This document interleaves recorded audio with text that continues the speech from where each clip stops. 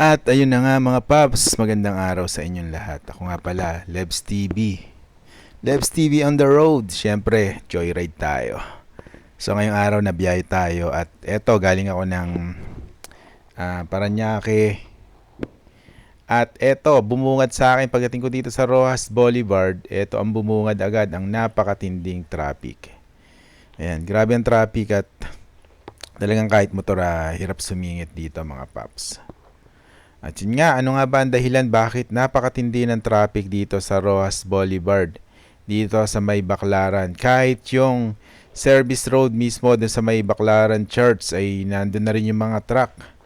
Doon na rin sila dumaan dahil sobrang traffic nga at napag-alaman nga natin na sarado pala ang flyover. Northbound and southbound sarado. So under rehabilitation. So meaning ginagawa siya ngayon. At hindi ko nabasa kasi nung pagdaan dahil traffic nga kung hanggang kailan yung advisory nila.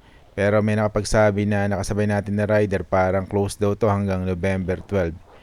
At di ko lang sure dahil hindi nga natin nabasa yung traffic advisory nito. Pero mga paps, eto mga Lods, sobrang traffic talaga. Kung galing kayo ng Cavitex, yung mga naka 4 wheels, kung pupunta kayo ng Manila, so syempre dito kayo sa Roxas Boulevard. So pwede kayo, alternate route muna tayo, pwede kayo magmakapagal. So talagang pag dito kayo, may ipit talaga kayo at talagang medyo malaking abala ang mangyayari sa inyo. At talagang napakatindi ng traffic. At yun nga, na-share ko lang to para sa mga hindi pa nakakaalam na nakasara ang flyover ng Roxas Boulevard. Northbound and southbound. Kaya kung galing ka naman ng parteng Manila at Roxas Boulevard, pabalikan ng Paranaque, PITX. So yon, pwede na kayong dumaan, wag makapagal na lang kayo dahil sarado din ang flyover doon.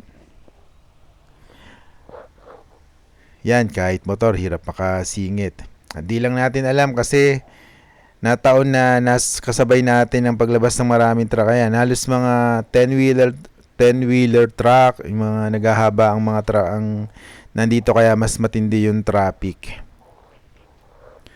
Kaya yon, mag-iingat tayong lahat mga idol, mga paps sa ating mga biyahe. At yan, medyo maluwag dito, nakasingit tayo. Yan. At eto na tayo ngayon sa may stoplight ng EDSA. So eto ngayon, nagpapatawid sila dito.